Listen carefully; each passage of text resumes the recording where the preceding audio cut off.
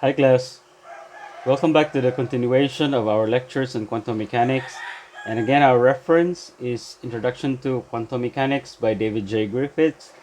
And this book is recommended for you. Get a hold of a copy of this book because this will help your studies in these topics.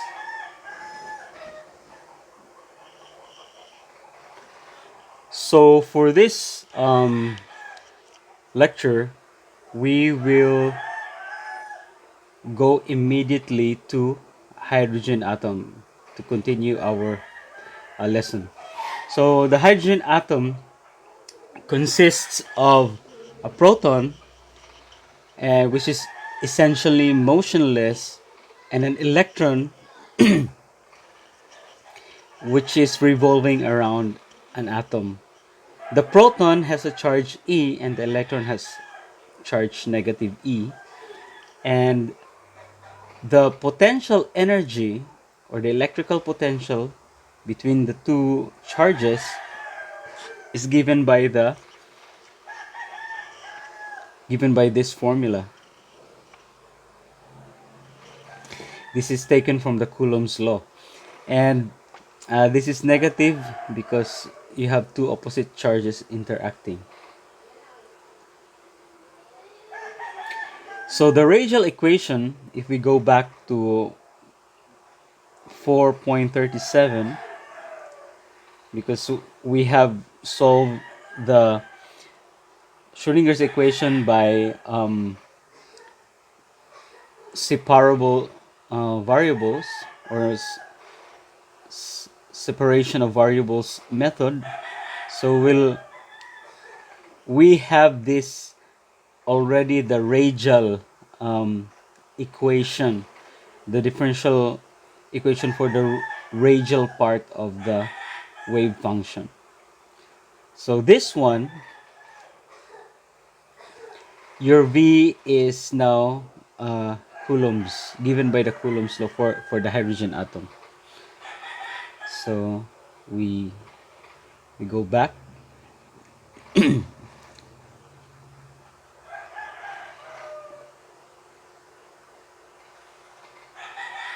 So here we have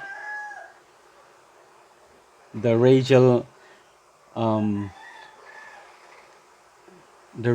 part of the Schrodinger's equation would be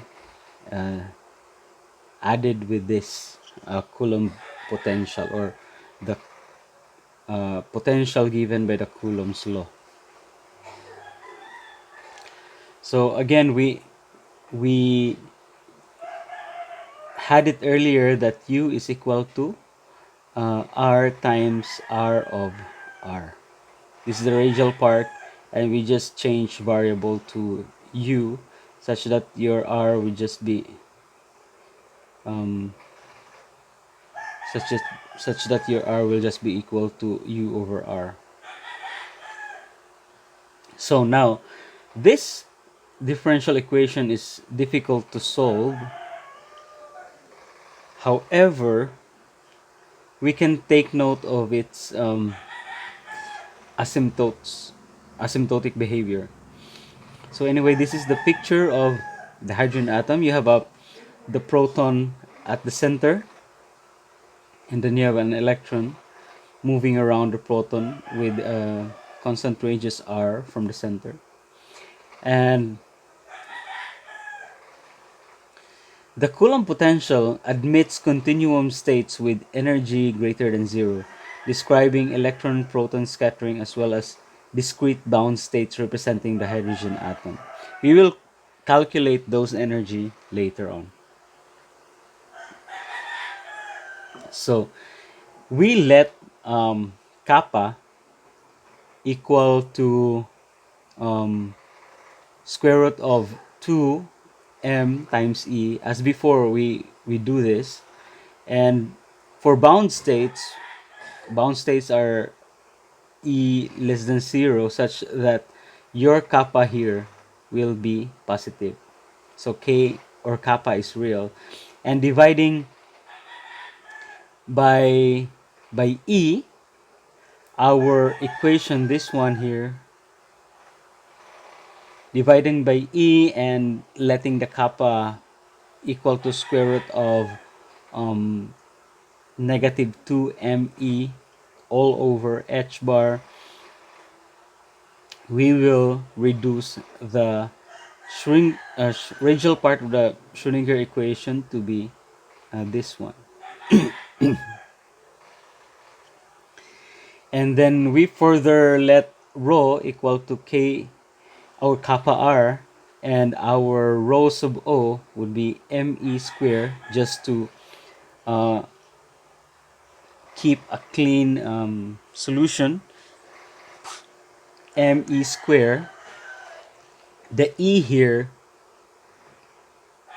is the charge, numerical charge of the electron and proton.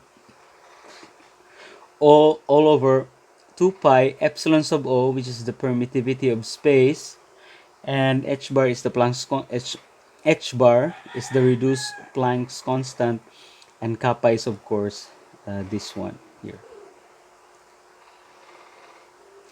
So our differential equation, this one will further reduce to this one. By the way, looking at this, kappa is related to the energy. This is a constant.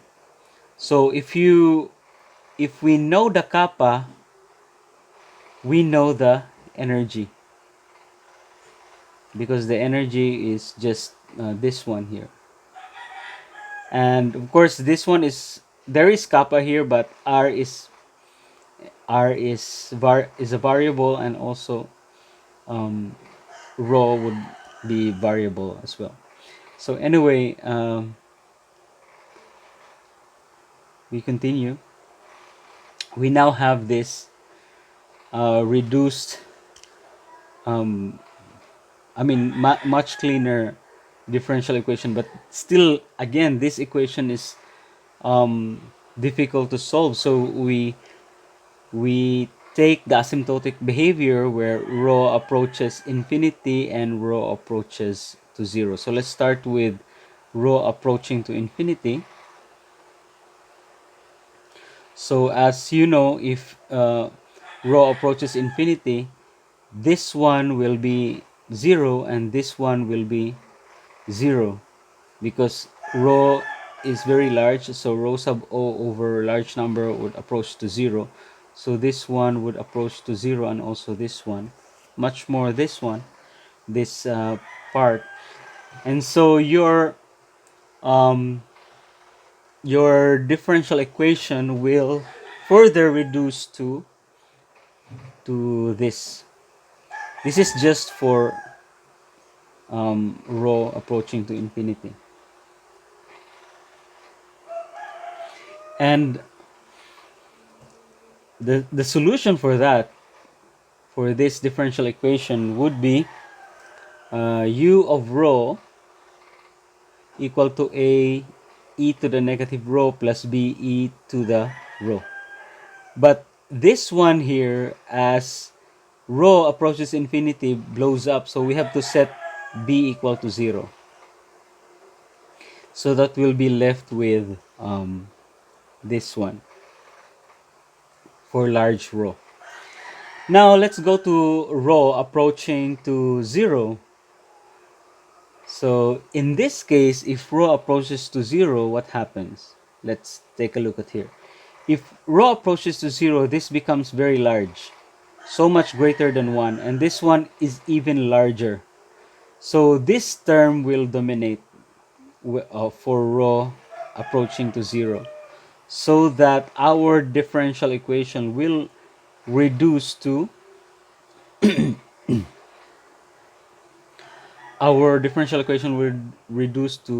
this form. Only this term will survive at very small rho.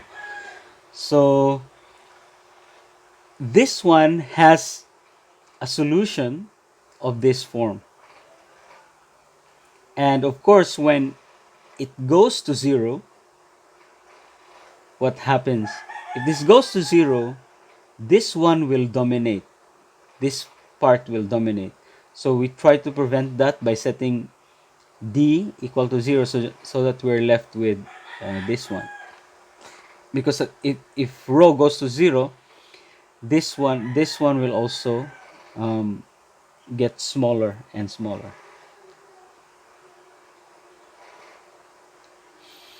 So for rho approaching to 0, we have this solution. So now we have, if you combine the results, we have this term and this term, and let the constant be absorbed by this function Vp. We try to peel off the asymptotic behavior because we want to get the behavior in between the asymptotic behavior. We have already the form for rho approaching to infinity and the rho approaching to 0. So what about the rho in between? So we try to, or a new function has to be introduced so that to peel off the asymptotic behavior, so that we can also use u rho in between the two limits, 0 to infinity. And we can always write Vp, we can always write V of rho, in this form. We can always write V of rho in this form, a sum of a power series, or a power series. It's a sum of polynomials, or it's a polynomial sum of powers of rho.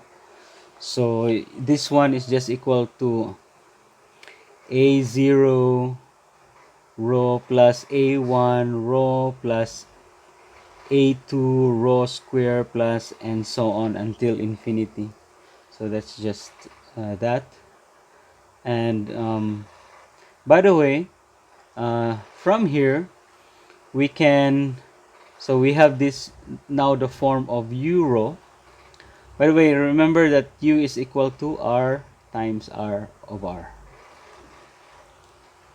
So we'll just divide this with r and we get the radial part here. So anyway, if we take the first derivative of u with respect to rho, we have this. And if we take the second derivative further, you can do it, and the details you can try to write on your own. And then substituting back to 4.56 here, we substitute it back here, back in this equation, so that we could then we couldn't have this one. So again, this equation can be solved by power series method. So we take this power series, and if you solve that by power series, you can get a recursion formula for that differential equation.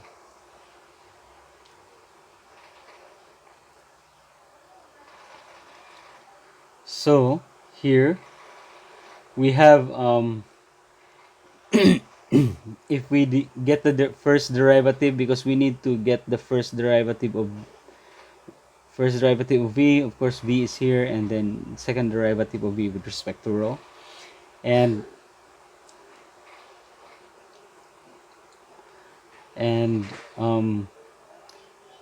the first derivative would just be this one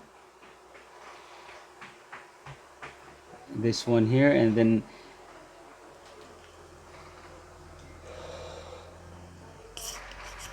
the second derivative would just be this one.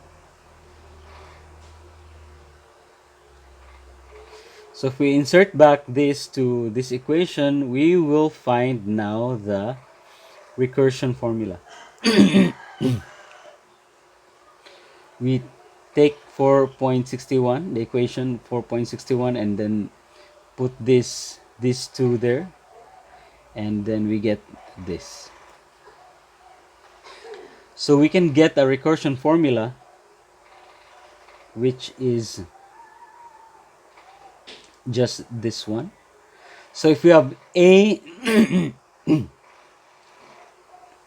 if we have a of 0, we can get a 1, provided that a0 is not equal to 0, because if a0 is equal to 0, then a1 would also be equal to, by the way, this is some value here, some value a1, and then if you get a1, we will get a2. So by the way, a0, a of 0 or a sub o should not be equal to 0, because again, if this is 0, everything else would be 0.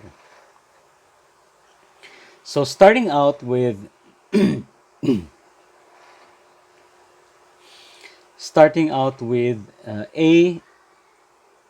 of o equal to a, then you have a1, then putting the a1 here, you will have a2 here, then putting a2 here, we have a3, and so on. Now, for large J, this also corresponds to large rho, where the higher powers dominate.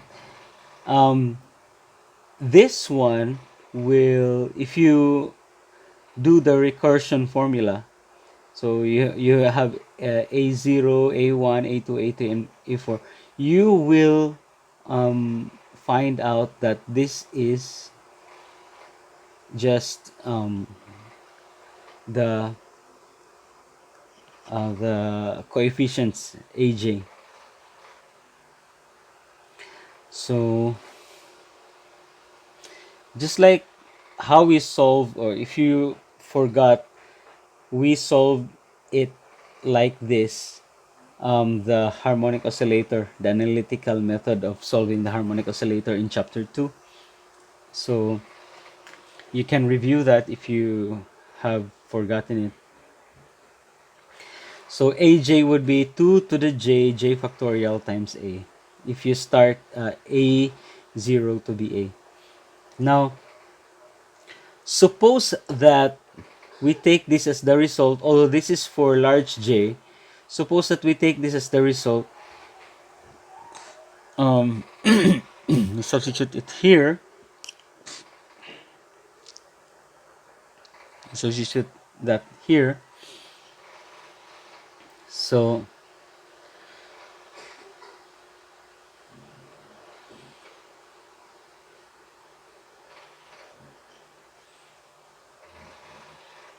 So what we get is that this one is actually an exponential of 2 rho. So if you write this v rho here,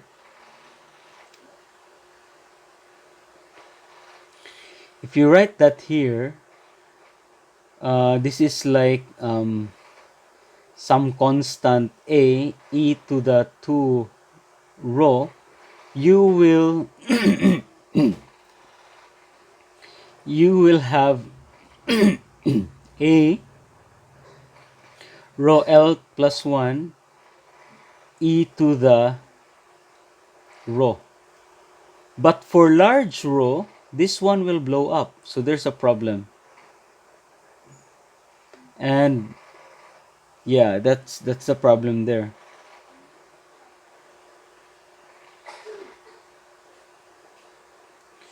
So how do we get out of that problem?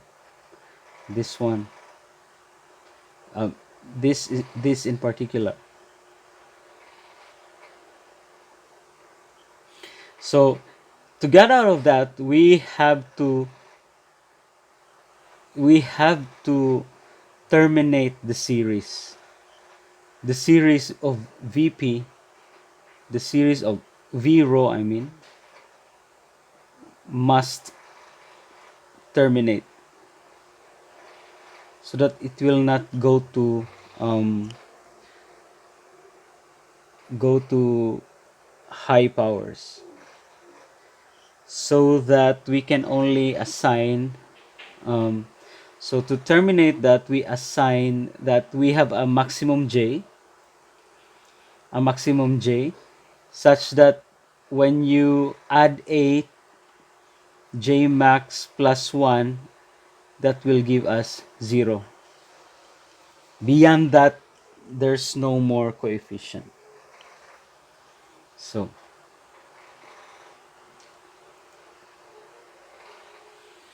um, we take a look back at 4.63. How do we terminate that? We have to put j max here, j max, such that the numerator is equal to 0. So to do that, we have um, this one we have to equate to 0 and get the j max. So j max 2 plus j max plus L plus 1 minus rho would be 0, and that gives us here um, we define this as our n, or the principal quantum number. This is called the principal quantum number, such that rho sub O is equal to 2n. Remember, this rho sub O determines our energy, determines the energy E. We talked about that earlier on.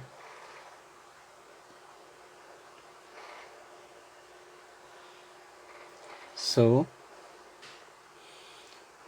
we have, if we substitute that, we will be able to get this from 4.54 to 4.55. Let's go back. Let's just check the equation. 4.54 and 4.55. So this one, the kappa determines your energy, and then your rho here has the kappa, so it determines the energy. So we have that, and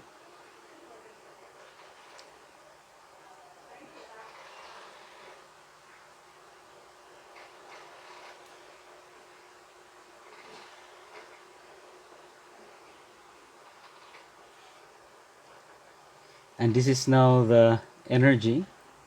So we can, the rho sub O here will be 2n. That would be of course that's 4n square, and we further simplify such that it will look like this one here, and this is just the Bohr formula.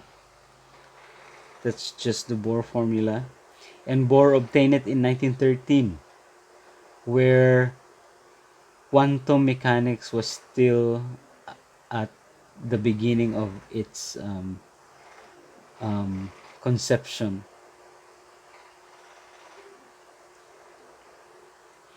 And of course, Schrödinger equation came only in 1924, so he arrived at this formula without using quantum mechanics, but quantum mechanics has shown the formula to be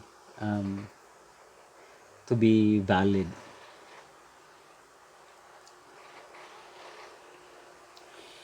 So this will now,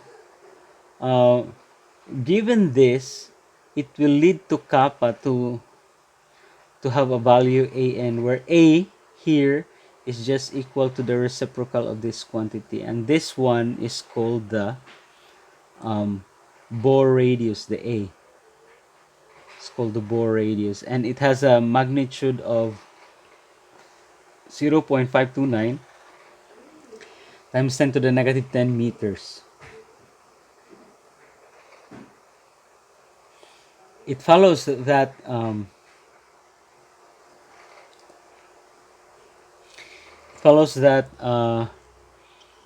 your rho is equal to this one. If you go back to equation 454 and 455, then you will see that this one you can solve it on your own, and then yeah, I will require you to solve that in the assessment. By the way,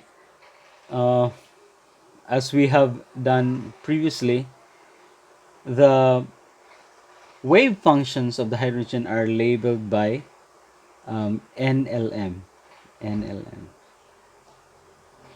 And this is just this phi, r theta phi, is just equal to the radial part times the angular part. And so this is equal to U over R and L. So this is the form of your R and L. Your rho here is equal to R over A times N. So if N is equal to 1, your rho would be equal to R over A. And then if your N is equal to 2, then your rho would be R over 2A.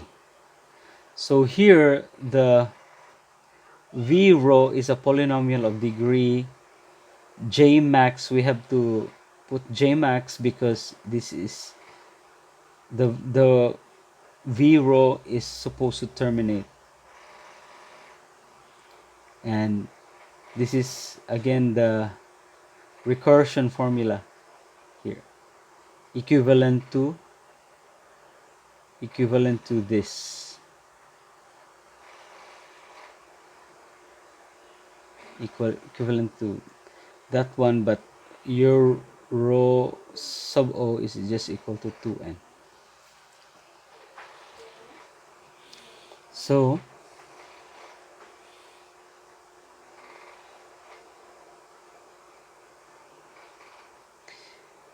if you plug in the values of the electron mass, the electrical charge, the permittivity of empty space, and the Planck's constant, your E1, where n is equal to 1 here, the ground state or the lowest energy, is equal to negative 13.6 electron volts. So that is the ground state energy of the atom. Okay?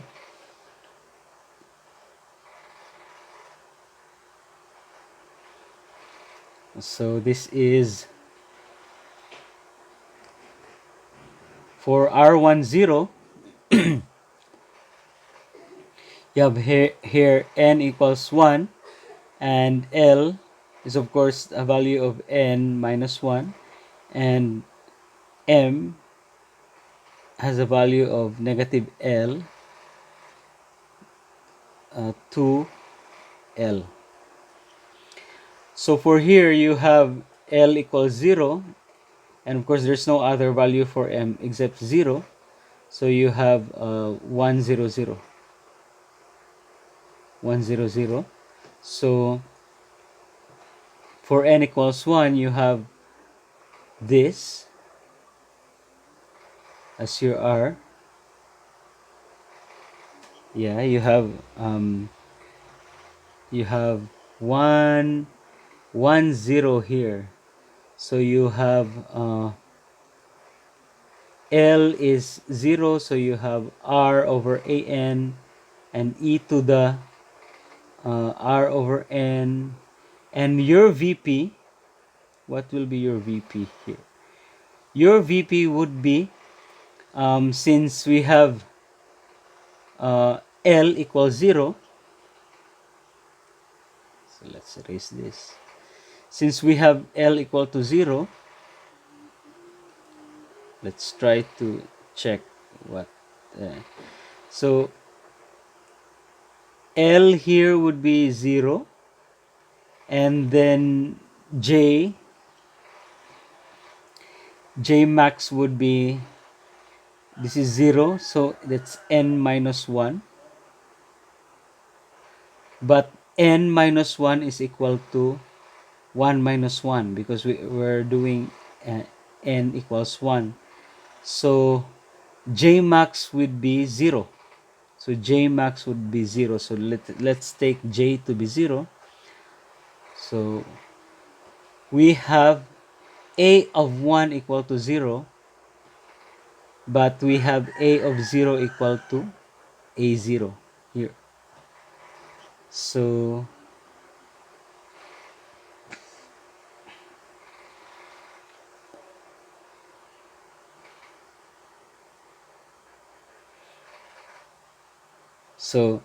A0, so you have A0 here. A0 is not equal to 0, but A1 is equal to 0. So that's correct there. So your R10 would be, so you can recall all the formula and find out that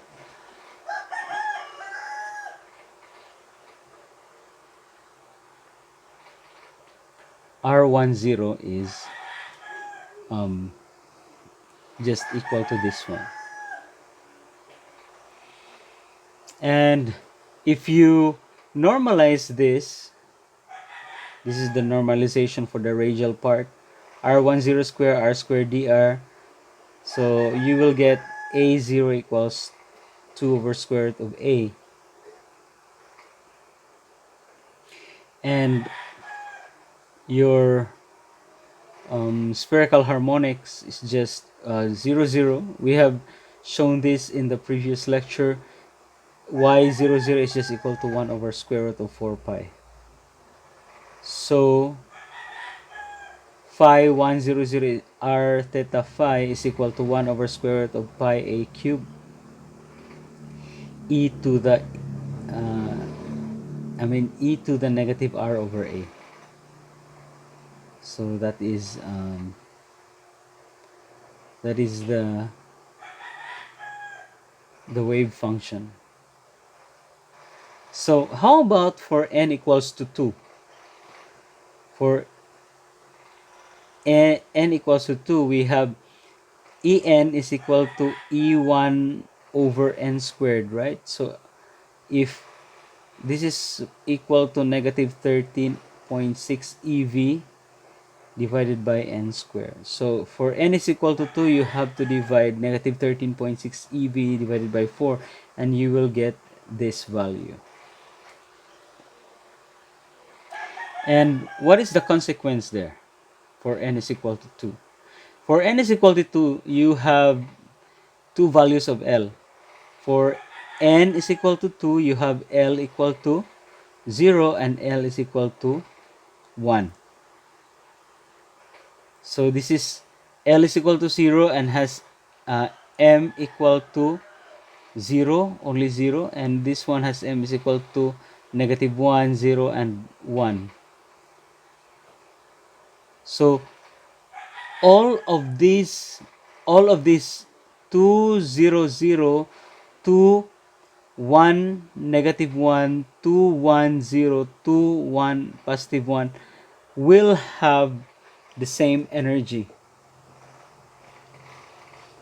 So now here, if we take L equal to 0,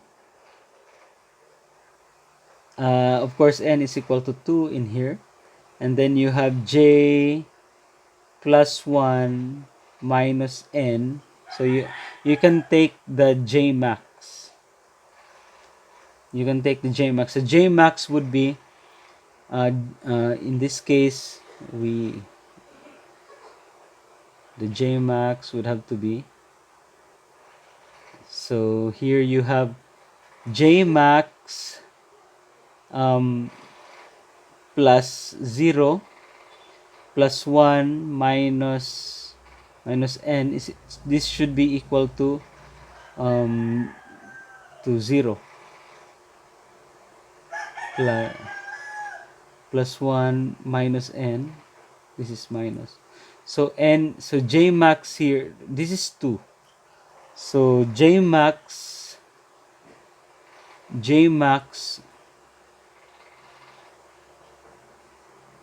would be equal to 1.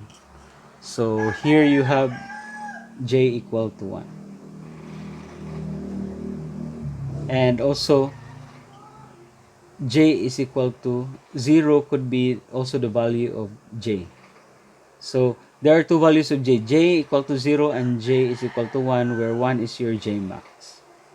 So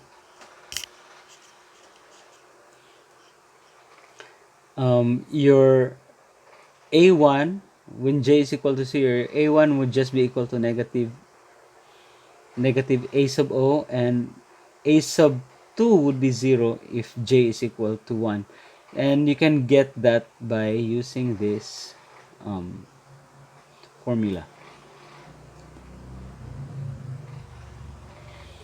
So hence you have R20 of R, A sub 0 over 2A, this is your N equals to 2. And then you have 1 minus rho, so 1 minus rho e to the negative rho. That's the formula. And if your L is equal to 1, then this is also the R21. So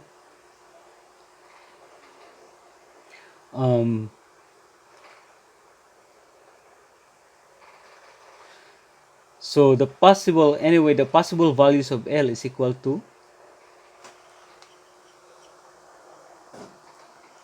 0 up to n minus 1.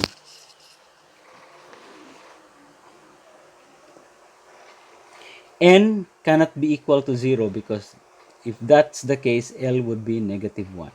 So L should start from 0, L, so that your N should be starting from 1, the principal quantum number. So anyway, for each L, there are 2L possible values of M. So the total degeneracy of the energy level En is equal to 2L plus 1.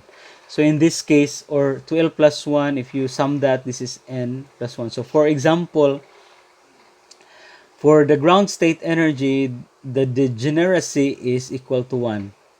For the first excited state, which is N is equal to 2, we'll have 4. So meaning there are 4 states that has the same energy.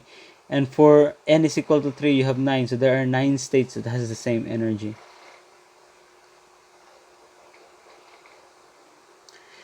The polynomial V rho, defined by the recursion formula as we have derived earlier, is the associated Laguerre polynomial.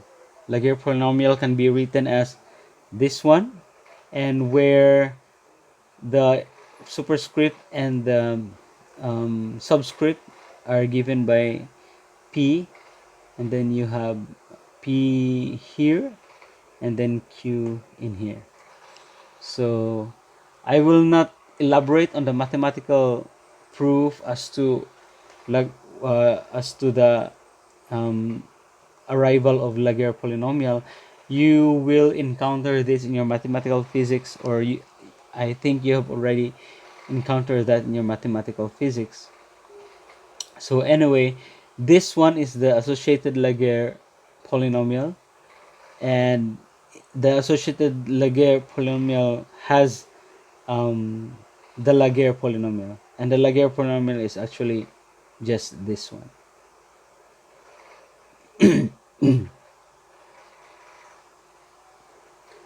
Don't lose it. uh, you may have confusion right now, but just don't lose your um, line of thinking. So again, if we do the renormalization, or we do the normalization, we will arrive at this wave functions finally here. So these are just the associated constants. This is the e to the rho, and this is the rho, and or 2 rho, and then the associated Laguerre polynomial, and this one is the spherical harmonics. So that's this is the complicated hydrogen wave function. So here is the list of few Laguerre polynomials. So L sub O is equal to 1, and L1 is equal to negative x plus 1, and so on. Then the associated Laguerre polynomials could also be seen in this table. So here you have a subscript and a subscript, a superscript and a subscript.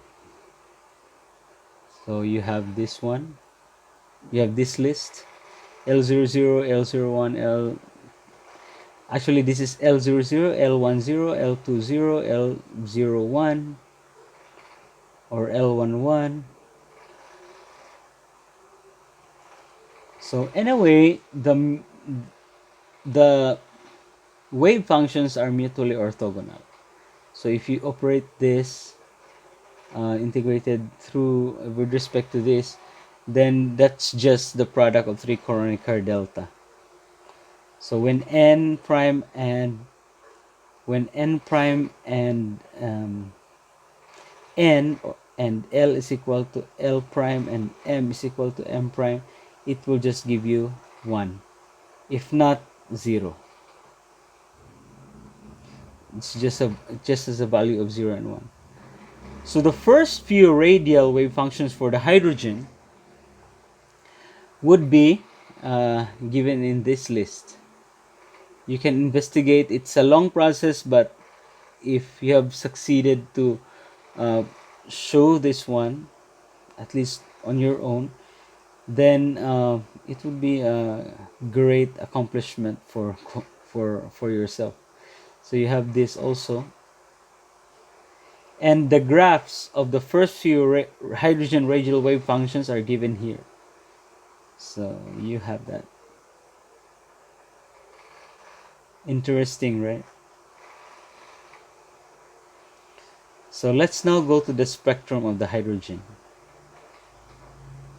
If a hydrogen atom is being put in a place where it cannot interact, its energy will stay forever.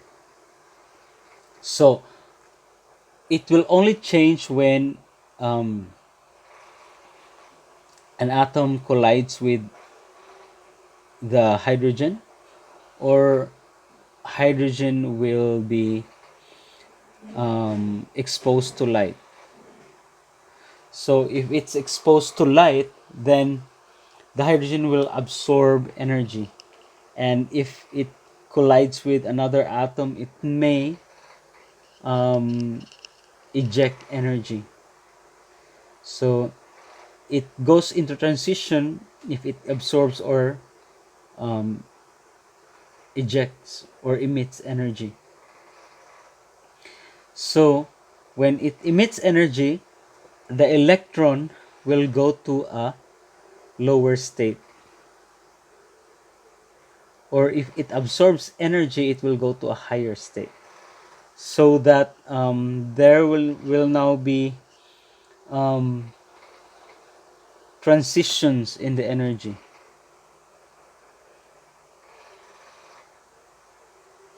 So there will now be an energy difference between the initial and the final state.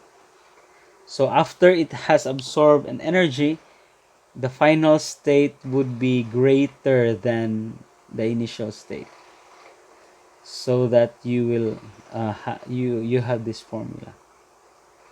And if it's also emitting energy, then of course the E gamma is negative.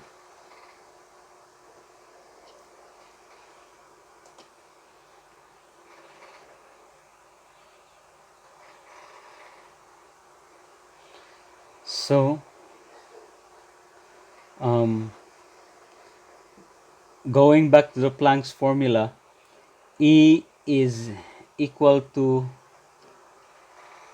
Planck's constant times the frequency, and the wavelength is given by lambda equal to the speed of light divided by the, this is nu, this is not v, this is supposed to be the frequency of light, nu,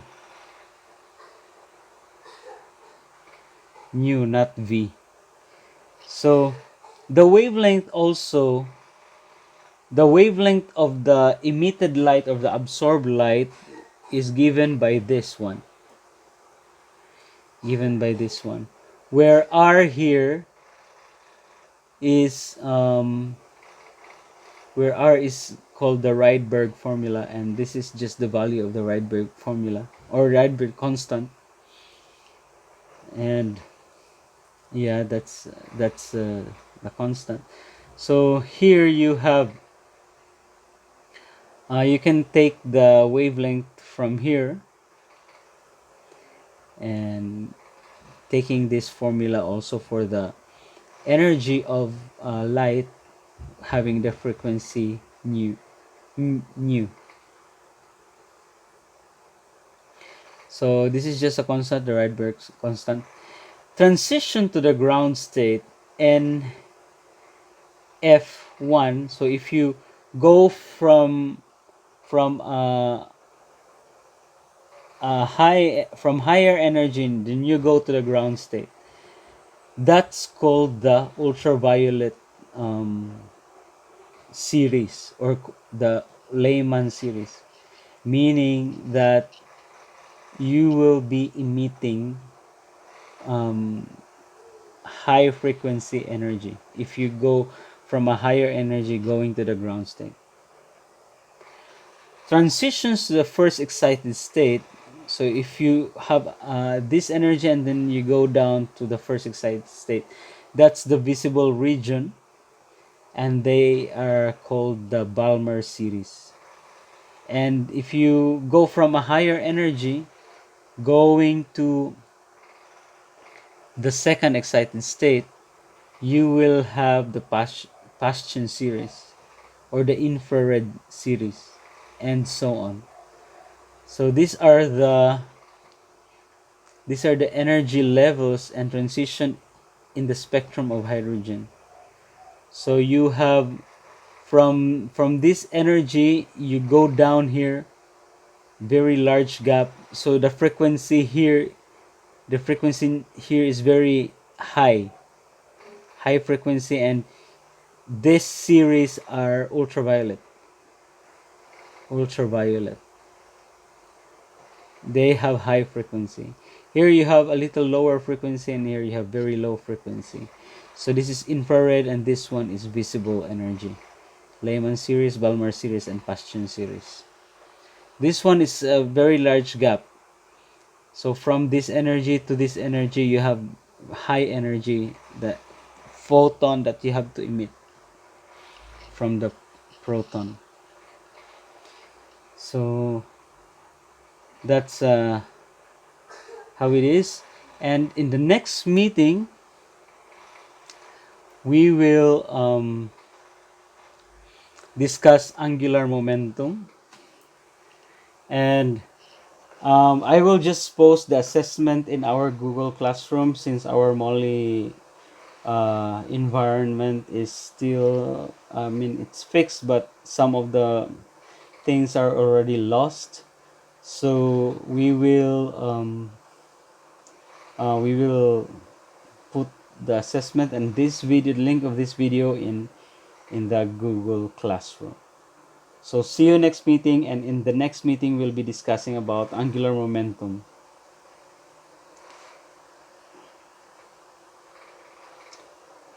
Have a nice day.